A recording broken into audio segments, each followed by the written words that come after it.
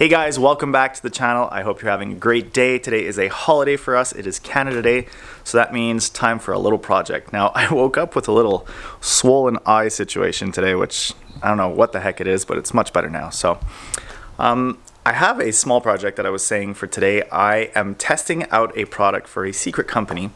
It is Hexagon lighting for the garage. Now, it's nothing crazy, nothing, no breakthrough. It's been a couple of years that exists. But this is a company that wants to bring in this version of the product, so I'm testing it out for them. And my garage was in dire need from some lighting. Check this out. Now, I have on each side these. I have one that you can't see that's right there. And I have one in the back. And this one has been burnt. The ballast is dead. It's been like 2 years and I'm just lazy, and I actually retrofitted this with LEDs from Costco. I gotta say a good 5 years ago, and they've been working great. Have not had any of them burn out, but it's time to upgrade, and I have a feeling this is gonna be much brighter. Now, please don't judge me because the instructions are pretty much inexistent. All it is they give the dimensions of the light. So I'm gonna have to wing it. So let's do a time lapse of me opening the box.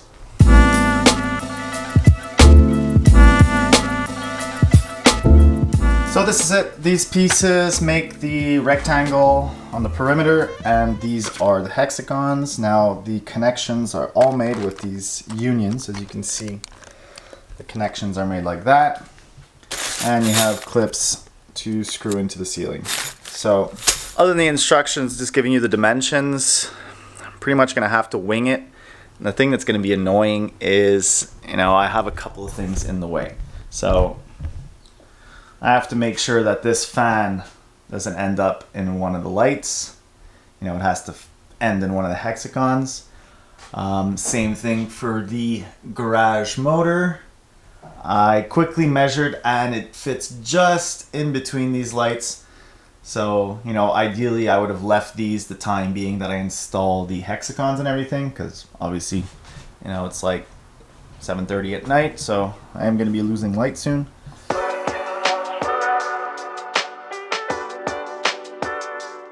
Well, I came to install the first piece, and already here we have a problem. So clearly the rail for my garage door is a bit too, oh my. I was just gonna shim it a bit lower, but I didn't even take into consideration that piece that comes along. Oh boy.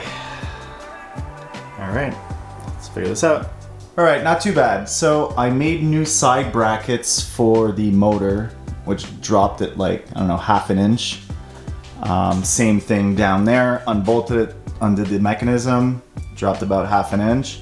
And then I made shims for here. Now my partner says you're not supposed to have, this is not supposed to be screwed to the ceiling.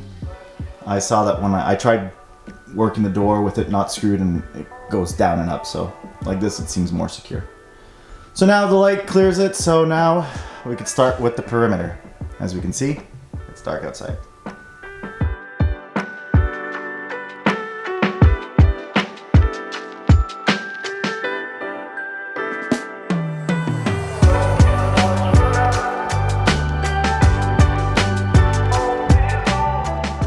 I've got the first triangle completely done.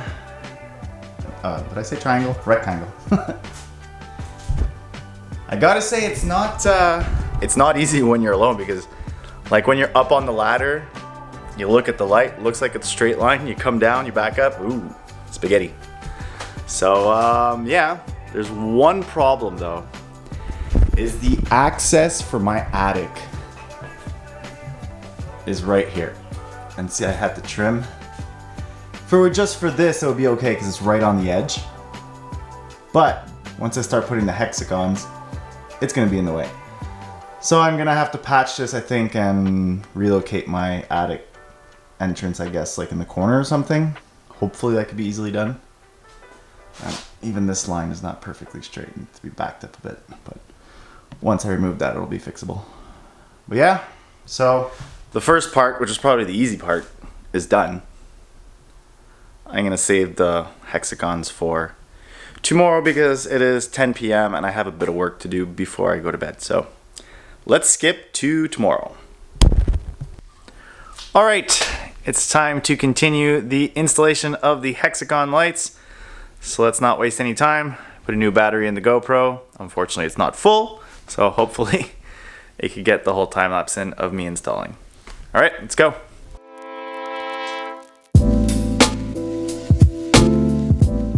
You don't know how happy I am that it actually clears the motor and it's gonna clear the fan. Though I don't know if I'm gonna keep this fan there. I'd like to have like a wall mounted one down there. But yeah, it actually clears everything. Now I don't know how straight my line is. I know I have to go reach that union there. It seems pretty good. All right, let's continue on that one.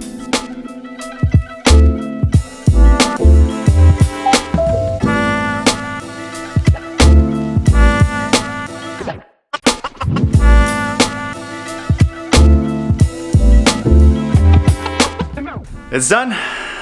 Well, almost done. All that's left is to wire the electricity. It was actually easier than I thought. Like, I figured doing it alone and assembling it like one by one would have been like difficult and long and everything. But once you get started, it's pretty quick. The only thing is the little plastic attachments.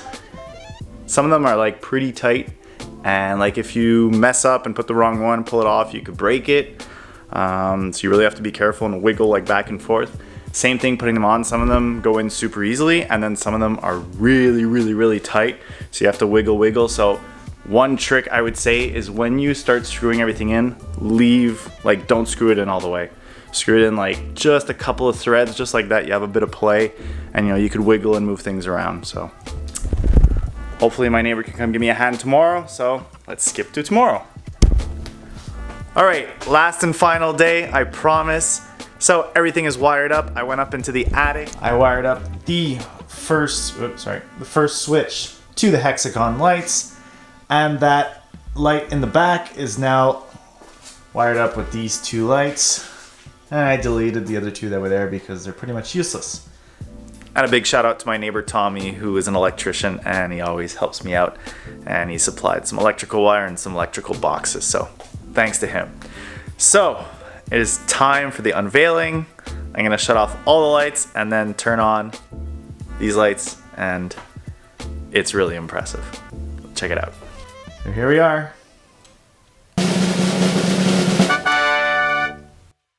Oh my God, it's bright.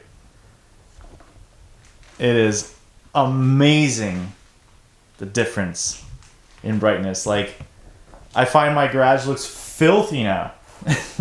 I even swept up, but honestly, it is amazing. First of all, it looks so cool, but the brightness is like, here, like,